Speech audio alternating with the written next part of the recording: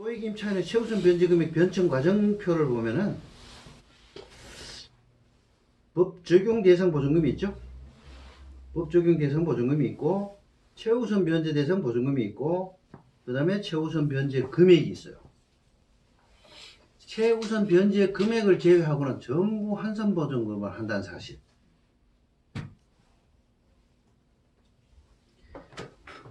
상가의 이 저거하고 차이가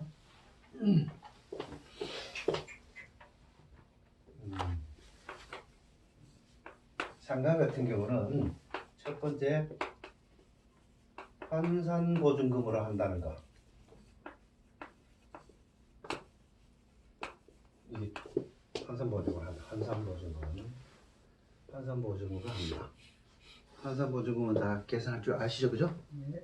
환산 보증금을 하는데 여기에 환산 보증금의 그게 법 적용 대상 보증금하고 최우선 변제 아까 그걸 모르신다 그랬나? 네, 여기 예, 알겠어요. 그게 법 적용 대상 보증금은 환산 보증금이 가령 지금 5구간으로 상임법 개정된 건 제가 요 아직 반영을 못했어요. 반영 못했는데 4구간으로 봅시다. 현재로 보고 4구간에 요거 같으면은 서울특별시 같으면 4억 이하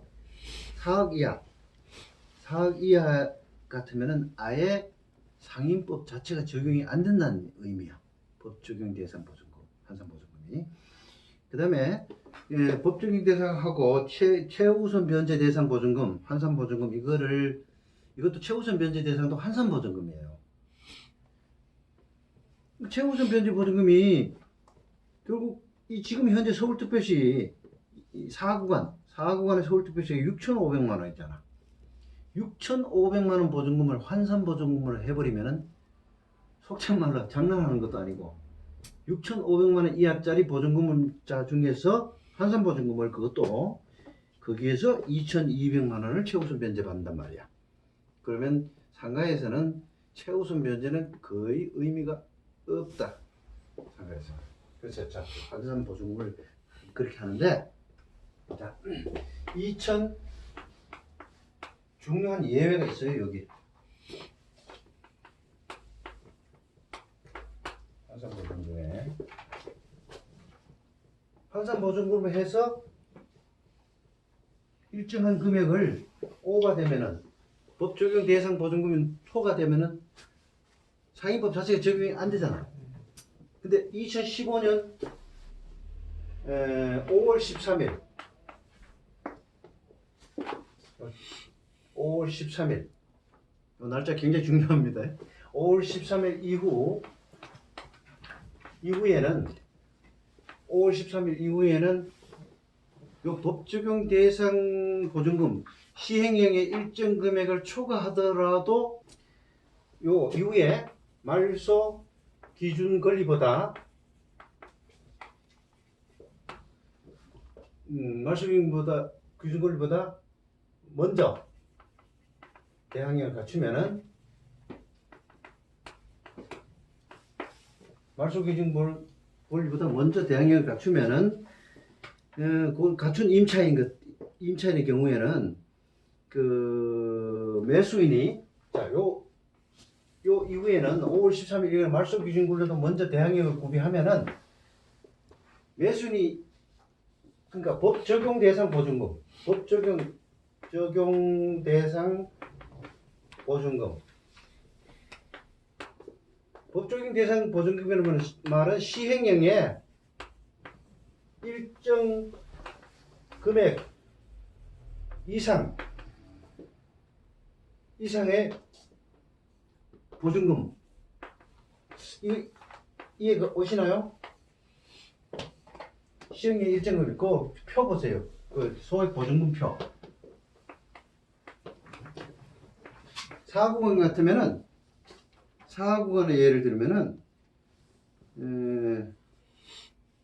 4억 법적인 대상 보증금 4구간 서울이라고 서울특별시라고 간주하면은 4구간에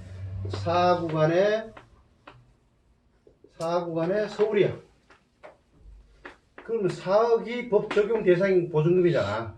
4억을 초과하면은 아예 상인법 자체가 상인법 적용이 안 된다고. 민법으로 간단 말이에요. 이때는 응? 민법이 적용이 된단 말이에요. 그런데 자 2015년 5월 13일 이후에 말소기준금보다 먼저 대항력을 구비한 임차인이 있다면은 이 임차인은 4억이 초과되더라도 법 적용 대상 보증금이 시행령 일정 금액 보증금을 초과하더라도 어떻게? 매수인이 인수한다.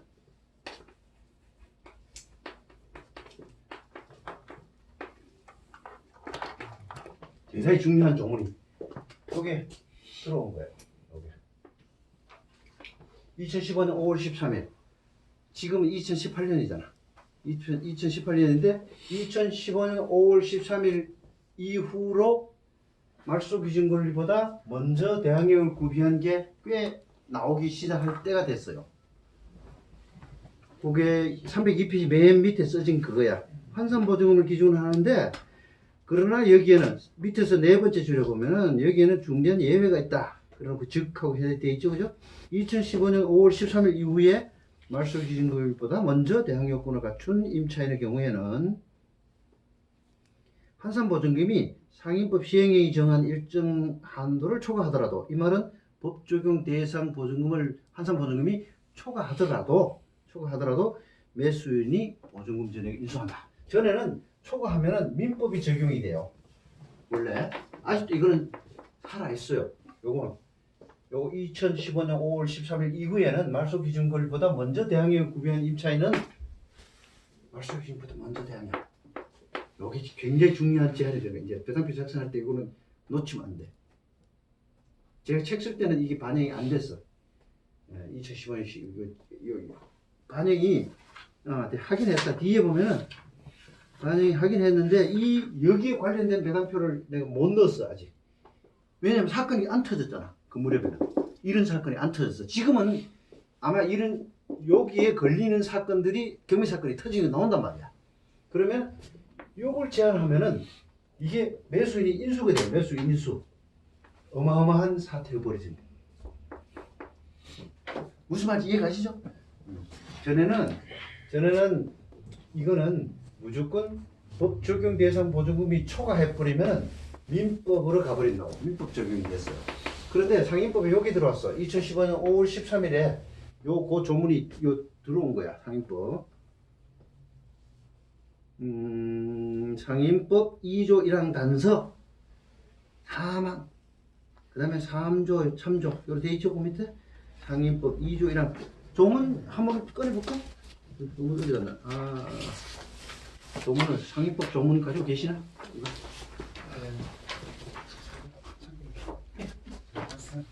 2조 1항 단서 2조 1항 단서가 상인법은 이 법은 상가 건물의 임대차에 대해 적용한다. 다만 대통령이 정하는 보증금액을 초과하는 임대차에 대한 그러하지 아니하다 그랬잖아요. 그죠? 그런데 사망 보세요. 사망 제1항 단서 대통령령을 초과하는 보증금은 임대차에는 그러하지 아니하다는 말은 법 적용 대상 보증금을 초과하면 민법으로 간다 이 말이에요. 상인법 적용하지 않는단 말이야. 그런데 사망 보세요. 1항 단서에도 불구하고 초과하면은 상인법이 적용되지 않는다 이랬는데 1항 단서에는 그랬는데 사망에 보면 1항 단서에도 불구하고 3조 10조 1항 쭉쭉쭉쭉 뒤에 거는 빼버리고 앞에 3조가 대항력이에요. 대항력 3조가 대항력에 관한 조문이에요. 3조에 따른 보증금을 초과 3조 10조 1항 2항 3항 본문 10조 2부터 10조 8까지의 규정 및 19조는 1항 단서에 따른 보증금액을 초과하는 임대차에 대하여도 적용한다 이래 돼 있죠. 이게 무시무시한 조문이 이게 들어가 버린 거야.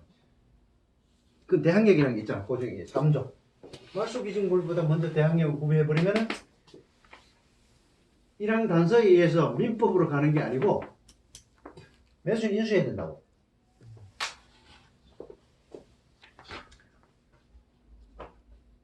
자, 그렇게 그 자세히 밑에 302페이지 밑에 자세히 써놓은 거 그거예요. 자, 그리고 여기서 요거 하나 환산보증금을 한다는 거 하고 환산보증금으로 한다.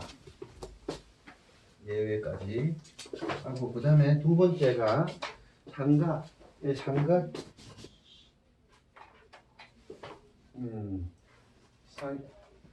상인법 상가를 그지 말고 이렇게 해야 되겠다.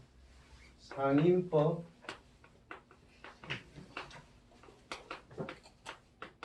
배달표 작성에서 상인법 적용 시 주의할 사항 주의사항 1번은 환산보증금을 한다. 요 예외 아까 했던 거 2015년 5월 13일 5월 13일 그 다음에 두 번째는 소액 보증금도 환산보증금을 한다는 사실이에요. 소액 보증금도 환산보증금으로 한다고. 소액 보증금 몇 푼 되지 않는 거 이거 환산보증금을 해요. 상인법의 약점이 이거야. 그럼 왜 이렇게 했을까? 상인은 주인법은 안 그렇잖아. 주인법은 모든 임차인을 똑같이 취급한단 말이에요. 뭐 보증금이 1억짜리든 10억짜리든. 그런데 상인법은 왜 이렇게 제한을 했을까? 상인법은. 부자라. 그러니까 한마디로 그거야. 이 금액을 초과한 사람은 보호 대상에 안 하는 거야. 그 부상이라는 얘기지, 부상. 근데 이건 너무 지나친 금액이야. 너무 낮아. 너무 낮아. 너무 낮아서 지금 문제가 되는 거고. 그 소액 보증금에도 적용된다는 사실. 그 다음 번째, 그 303페이지 보세요. 303페이지 첫 번째 점 보면 또 한 대죠. 세 번째요. 상인법 제정 시행은 2002년 11월 1일이죠. 2002년 11월 1일이 상인법 시행일이야. 상인법 시행일인데 이 상인법 2002년 11월 1일 이후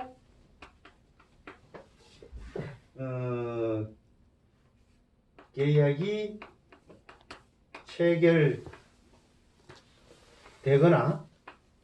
갱신된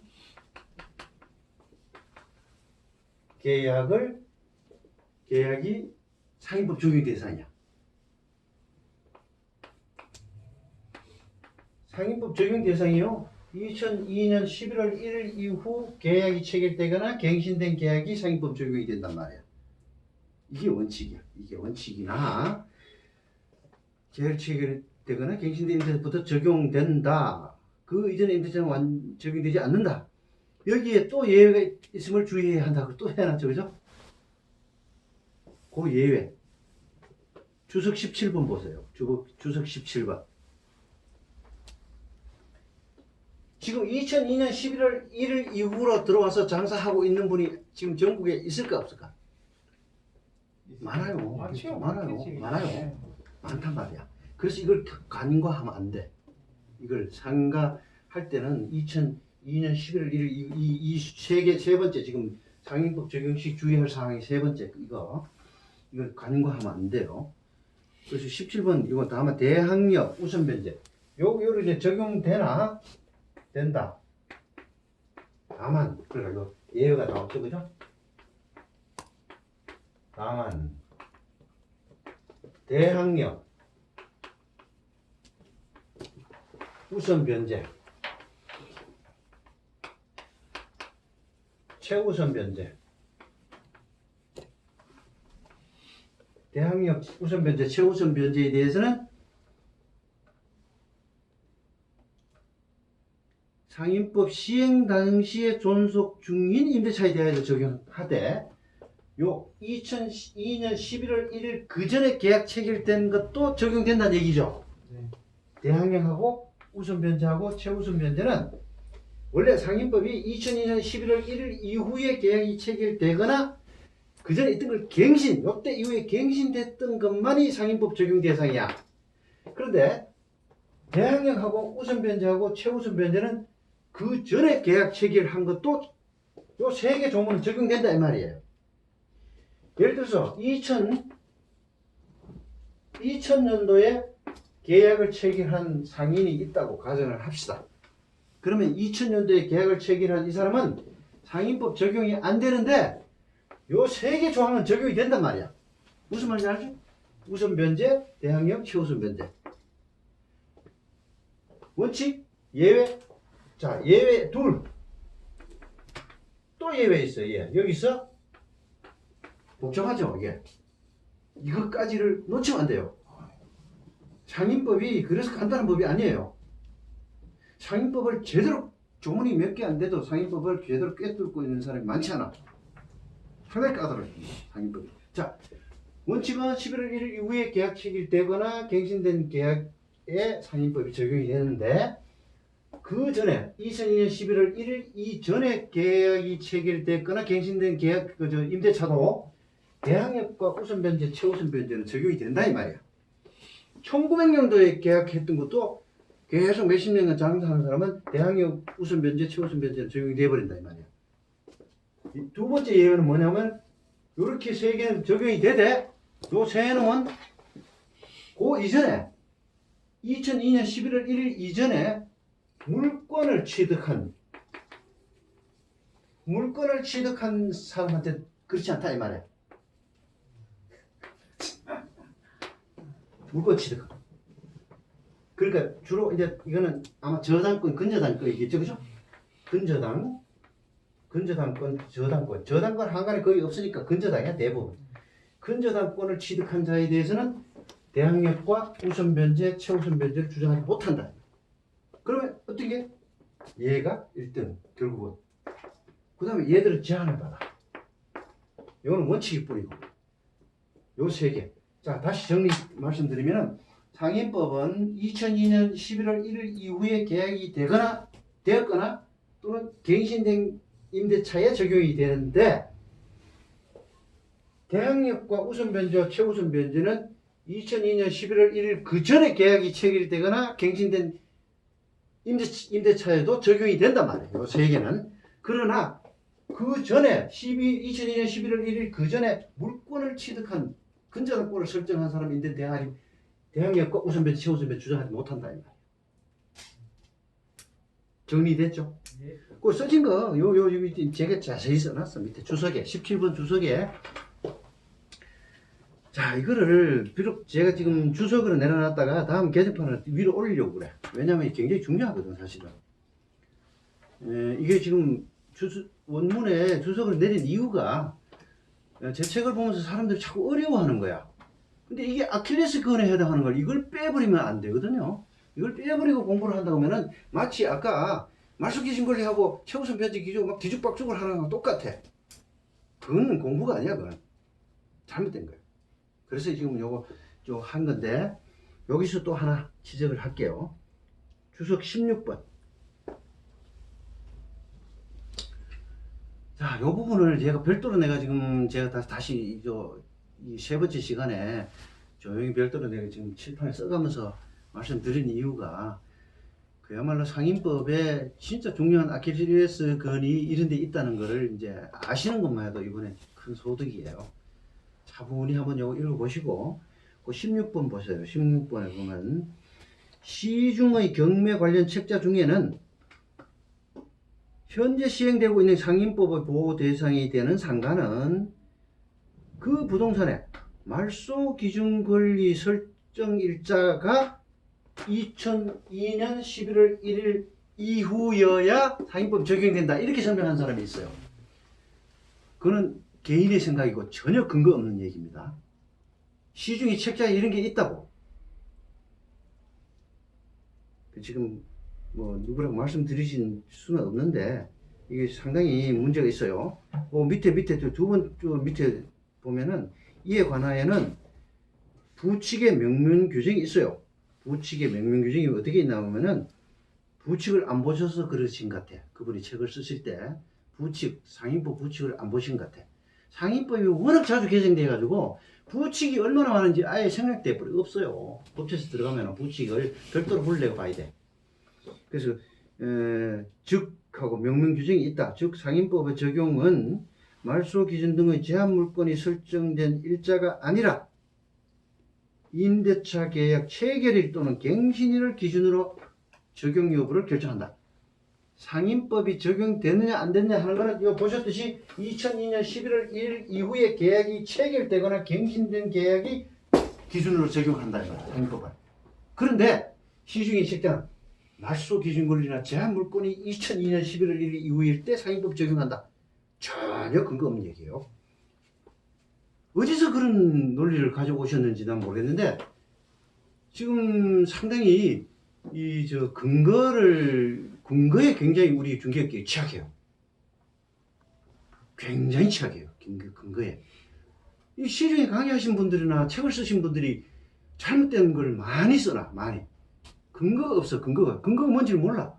그래서 제가 좀 지적해 놨는데, 요 부분은, 제가 그거까지 적어놨죠, 관로에. 상임법 제6542호 부칙 제1항 2항 카고. 그거까지 내가 적어놨잖아. 그 법제처의 부칙을 찾으면 요게 나와요. 옛날 상임법에 부칙이. 그래서 말소 기준 권리가 아니라 2002년 11월 1일 이후에 계약이 체결되거나 갱신된 임대차 계약부터 상임법이 적용이 된다 하는 거. 한간에서 말소 기준 권리 등의 제한 물건이 설정된 일자가 이후이면은 상임법이 적용된다 이런 거는 전혀 근거 없다 이 말이에요. 그렇게 해서 주임법과 달리 상임법 적용 시의 주의사항 3가지. 환산보증금에서 예외. 이거 굉장히 중요합니다. 요거 조만간에 경매 시장에 터져 나오게 돼 있어요. 요거 아까 쭉 써던 거 있죠? 굉장히 중요해요. 그리고 소액보증금, 환산보증금 한다는 이거는 뭐 누구나 다 대부분 아시는 내용이고, 요것도 2002년 11월 1일 이후도 요것도 지금 아직은 상가 이때 들어와가지고 장사하시는 분들이 꽤 있어요.